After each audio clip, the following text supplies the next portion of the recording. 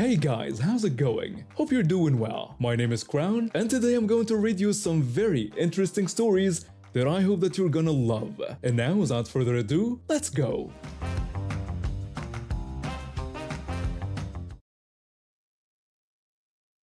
I work as a software developer at a tech company in Manila. The job is pretty demanding with long hours and tight deadlines, but the pay is decent and it helps support my family. My husband and I have been living in our current apartment complex for about 3 years now. It's a nice middle class building with good security and amenities, though the management recently changed some policies that have been annoying residents. The building management decided 6 months ago to stop allowing delivery personnel to go directly to our units for security reasons. Now all packages have to be collected from the lobby during specific hours. It's inconvenient, especially when you're expecting important deliveries or when you're not feeling well, but we've all had to adjust to this new system. Last week, both my husband and I started feeling under the weather. It began with him complaining about feeling tired and having a scratchy throat. By the next day, he had developed a full-blown flu with fever, body aches, and a persistent cough. He's been bedridden for 2 days, barely able to get up except to use the bathroom. I caught something too, probably from taking care of him. I've been dealing with a nasty cold, complete with a runny nose and this annoying cough that gets worse in the mornings. We've been testing ourselves for COVID-19 with the antigen test kits we keep at home, and thankfully, we're still testing negative. But we know that doesn't mean we're not contagious with whatever virus we have. Growing up in a culture where wearing masks during illness is normal and considerate, I've been wearing mine whenever I leave the apartment.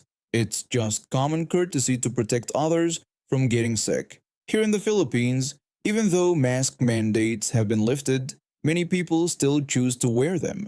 You'll see about half the population still masking up when they go out, especially in crowded places or when they're not feeling well. It's never been a big political issue here like it was in other countries. Most people understand it's about personal choice and consideration for others.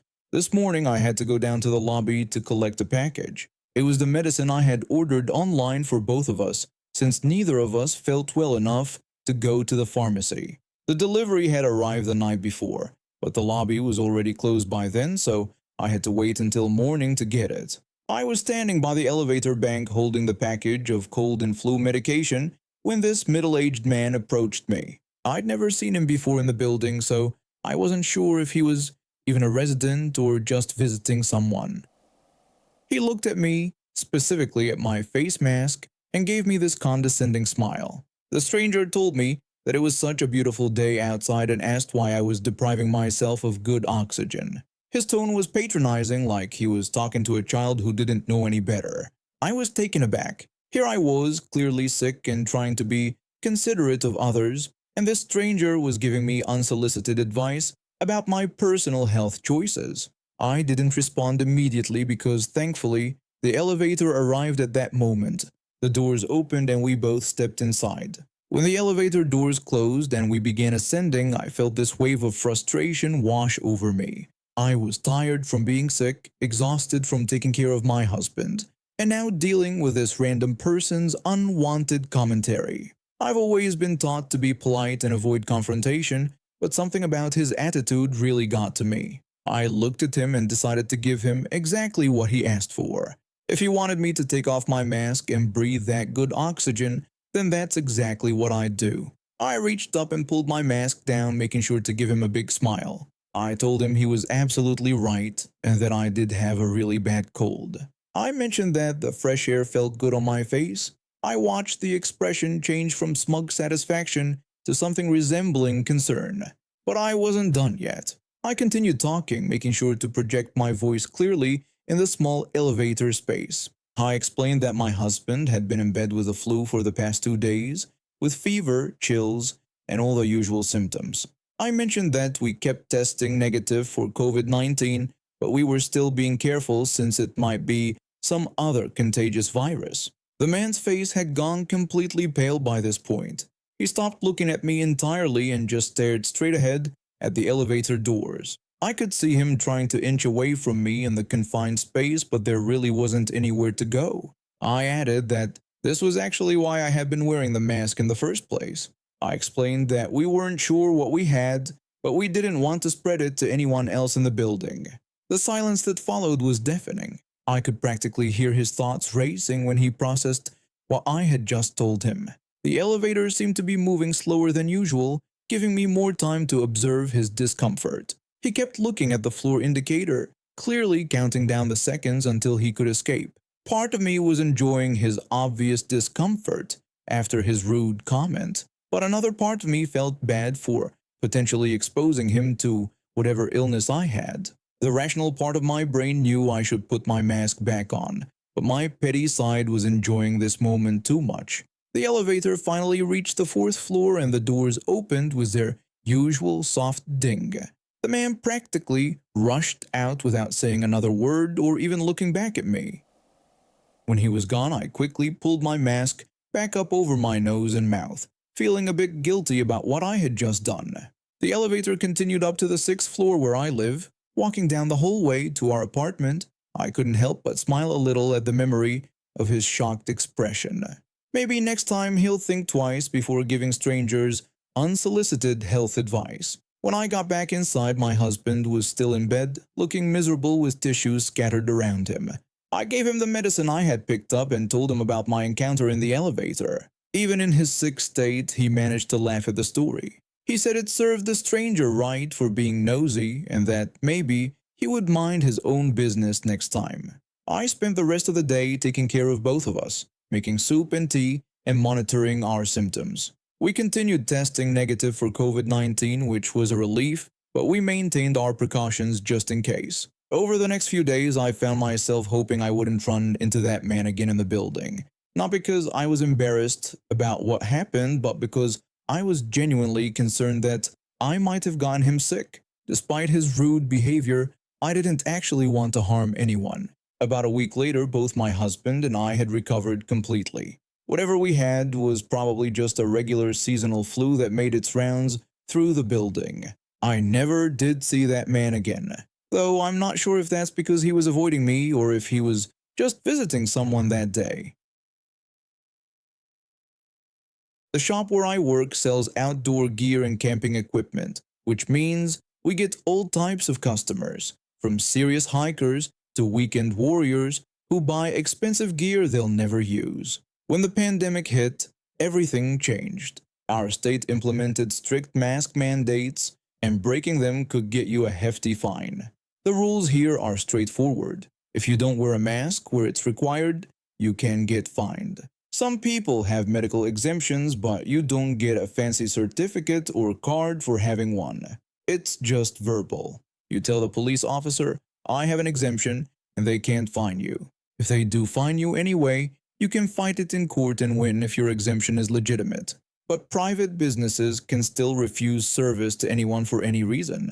Having a medical exemption doesn't give you the right to shop anywhere you want without following store policies.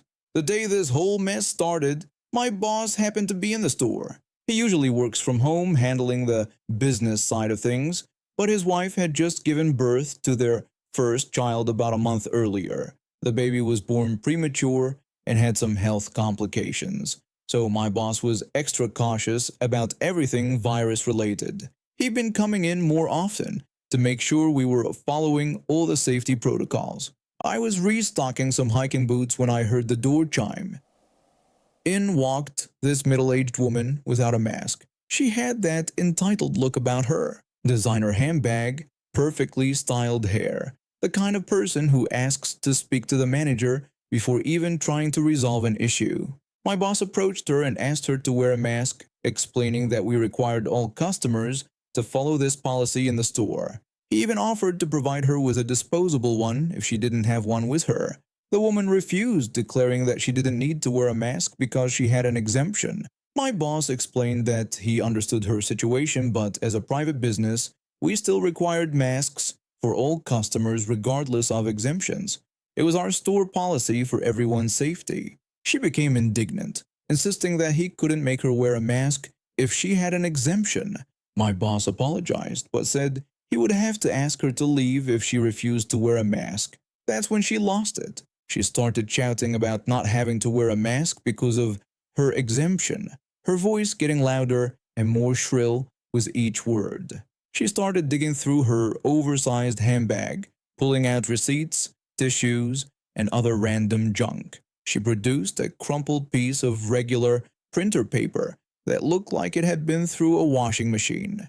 She waved it around, claiming it was her official exemption certificate. I had to bite my lip to keep from laughing. The certificate was obviously fake, just some text printed on plain white paper that looked like it had been folded and unfolded 100 times.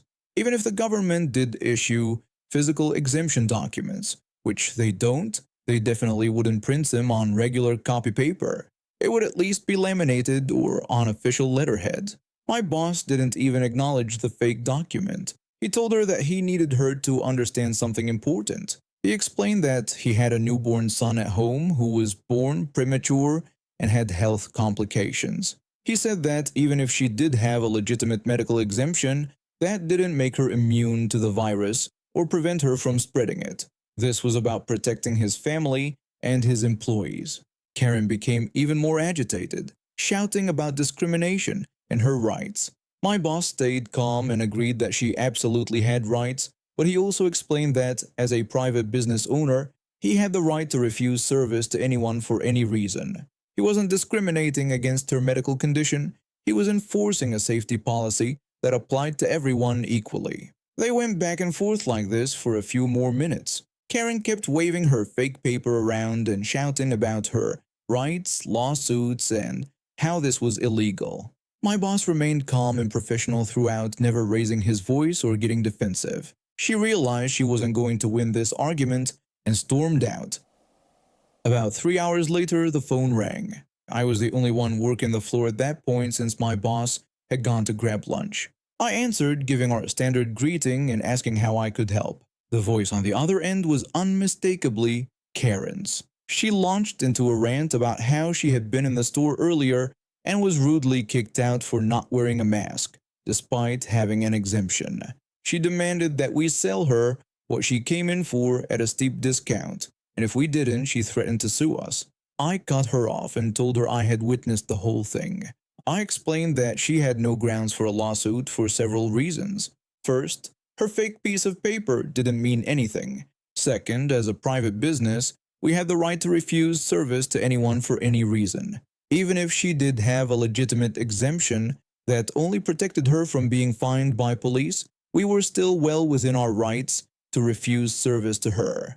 She exploded into screaming, shouting that she had the right to shop anywhere she wanted and that we couldn't make her do anything. I kept trying to get her to stop yelling, repeatedly telling her to calm down, but she just kept screaming over me. Each time I said stop, she would shout another word, creating this ridiculous back and forth where neither of us could complete a sentence. I'd had enough. I slammed the phone down as hard as I could, not once but 3 times. The sound echoed through the empty store. I wasn't about to get into a screaming match with this lunatic. I looked up from the counter and saw my boss standing in the doorway with his lunch bag, staring at me with raised eyebrows. I explained that it was the woman from this morning and that she had called to threaten us with a lawsuit unless we gave her a discount. He nodded in understanding. Before he could say anything else, the phone rang again. I looked at the caller ID and recognized the number. When I answered, I asked if she was ready to calm down now. She demanded to speak with the manager, calling me extremely rude. I told her that I was the manager. There was dead silence on the other end. I could hear the gears turning in her head as she tried to process this information. After a long pause, I offered to let her speak to the owner instead. She eagerly agreed, probably thinking she was going to get somewhere. Here's where it gets interesting. I realized that Karen had no idea she'd been talking to the actual owner of the store that morning. She probably assumed he was just another employee or maybe a shift supervisor. I handed the phone to my boss with a grin. He introduced himself as the owner, and I could only hear his side of the conversation. It was clear that Karen was getting increasingly frustrated as she realized she'd already had this argument with the person she was now demanding to speak to. My boss told her that yes, he remembered her from this morning. He explained that no, he wouldn't be changing the store policy. He acknowledged that she was upset but said his decision stood firm. When she apparently threatened to sue again, he told her that threatening legal action wasn't going to change anything. The conversation went on for about 10 minutes. My boss remained professional throughout, even when I could hear Karen shouting on the other end. He never got defensive or lost his temper, just kept reiterating his position. He wrapped things up by telling her that he wouldn't stop her from leaving a negative review online, but reminded her that they were a small business and that kind of thing could really affect them. So he hoped she would reconsider. He hung up and shook his head, commenting that some people just couldn't accept that they couldn't always get their way. I asked if he thought she would actually follow through on her threat to leave a bad review. He predicted that she probably wouldn't, explaining that people like that were usually all bark and no bite when it came to following through on their threats. He was absolutely right. It's been months since that incident, and Karen never did leave that negative review she threatened us with. I check our online reviews regularly as part of my job, and there's been nothing from her. When push came to shove, she realized she didn't have a leg to stand on. My family had just moved into a bigger apartment. The move cost way less than we budgeted for, so we decided to replace all our old appliances and furniture. After spending the entire day hauling boxes up to our second-floor apartment, I was completely wiped out. But I still needed to make a trip to Walmart to get all the essentials for our new place. My 10-year-old son came with me. He's always been tall for his age, and people often mistake him for being older than he really is. When we walked into Walmart, the place was absolutely packed. The checkout lines were so long they stretched all the way back into the clothing section. My son pulled out my phone and started playing Pokemon Go while following behind me as we shopped. After gathering all our supplies, we headed to checkout. I walked around looking for the shortest line I could find. When I was scanning the area, I noticed this woman standing in the clothing section. She wasn't in any line but was just staring toward the registers. My son and I got in line behind a nice customer, about 10 feet away from where this woman was standing. We waited patiently for about 5 minutes. The line was moving really slowly, so when my son asked me to try catching a Pokemon too, I figured why not. He handed me the phone and I started playing the game with him. That's when I noticed movement out of the corner of my eye. The woman from the clothing section had wheeled her cart right up to the side of mine. I looked up and saw her standing there with her back to me, trying to act casual while looking my way. At first, I didn't say anything because I thought maybe she was still looking at clothes. I kept playing the game with my son, but now I was paying more attention to what was happening around us. When the nice customer in front of us moved forward, I moved up too. That's when this woman started inching closer, trying to squeeze herself between me and the customer ahead of us. When she thought I wasn't paying attention, she tried to push her cart in front of mine. I pushed my cart forward to block her way. She responded by ramming her cart right into mine. I told her that my son and I were in line first and that she had been way over in the clothing section when we got in line. Karen immediately snapped back, claiming she had been in line before us.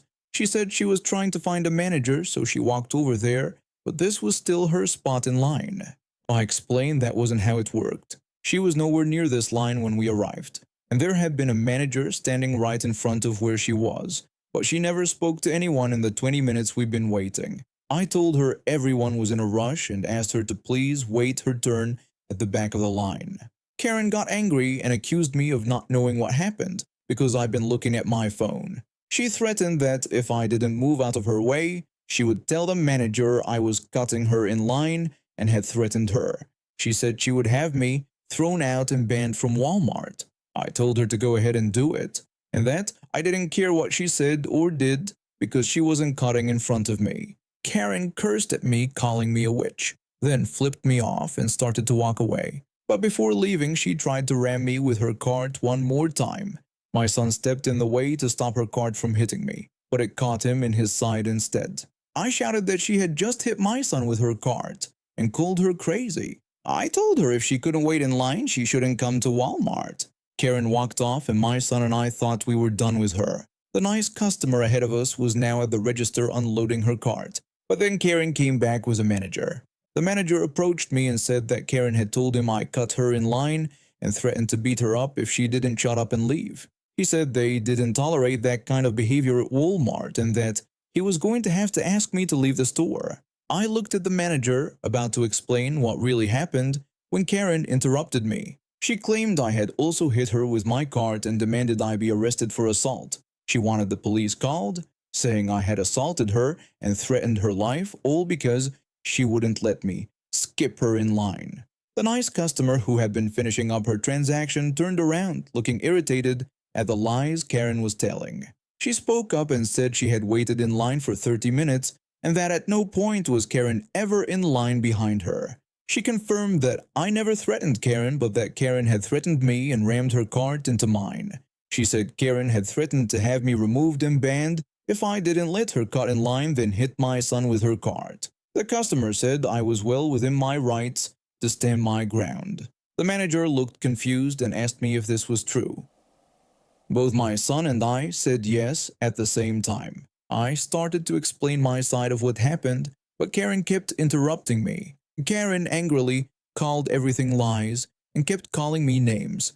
She demanded I be arrested immediately. The manager told her to calm down and said they would get to the bottom of it. Karen yelled that she wanted me arrested right now and refused to calm down. The manager warned her that she was making a scene and that if she didn't calm down and lower her voice, he would ask her to leave. Karen got even more upset, saying I had threatened her life and assaulted her, yet he was going to kick her out instead. She demanded to speak to his manager. The manager explained he was the general manager of the store, and that if she wanted anyone above him, she would have to call corporate. He gave her one more warning to calm down before he would trespass her from the store. Karen exploded, asking if this was how he ran his store, by protecting violent people who attack customers and kicking out the victims. She threatened to have his job.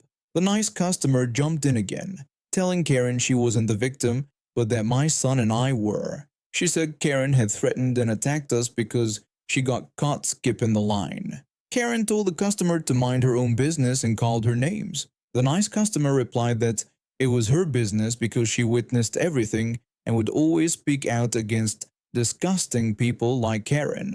Karen started cursing at the customer, but the manager cut her off, saying he'd heard enough. He called the police to escort Karen out of the store and trespass her. A police officer arrived a few minutes later and asked what the problem was. Before the manager could explain, Karen cut him off with fake tears, telling the officer I had threatened her life and attacked her for no reason. She demanded to press charges and have me arrested immediately. My son spoke up and told the officer she was lying. He explained that she had attacked his mother and him because we wouldn't let her cut us in line. Karen told my son to shut up and called him pathetic, saying he was allowing his violent witch of a mother in public. My son defended me, saying I wasn't a violent witch but his kind, caring mother. He said Karen was the violent one who couldn't even watch her mouth around kids and that she had even hit a minor with her cart. Karen denied hitting anyone. The nice customer confirmed it was true and that she had witnessed the whole thing. Karen kept insisting they were all lying and that she was the one who had been attacked. The officer asked the manager if he had footage of the incident. The manager confirmed he did and said his loss prevention person had already pulled it up while they were waiting for the officer to arrive. Karen suddenly started looking nervous and began making excuses to leave, saying it would take too long and she was in a hurry. The manager pointed out that she had insisted on the police being called and that it shouldn't take more than 5 minutes to review the footage. Karen said she really had to go because she was in a rush. The manager noted that she hadn't even checked out yet and there was still a 20 to 30 minute wait, so there was plenty of time. The officer cut Karen off and told her she was currently being detained and couldn't leave. Karen protested that he couldn't detain her because she did nothing wrong and had rights. The officer explained that from what he understood, she had assaulted a minor with a weapon, which was a third-degree felony. When Karen tried to argue, he told her no buts and to sit quietly while they reviewed the video. 10 minutes later, after reviewing the security footage, Karen was arrested for assault of a minor in the third degree. reckless endangerment of a child, and disturbing the peace. She was also trespassed from all Walmart stores. When she was being escorted out in handcuffs, she kept yelling that she never hit a minor. The officer reminded her that my son was 10 years old and she had assaulted him with her cart. He suggested she use her right to remain silent because everyone had heard enough of her foul mouth. The officer took statements from everyone and then took Karen away. The manager apologized for our experience and gave both my son and me $50 gift cards each. If convicted, Karen could face 5 years in prison, a fine of $10,000, or both. A few days later, I got a visit from Child Protective Services. They came to take pictures of the light bruising on my son's side. Today, I got a call from the state prosecutor's assistant.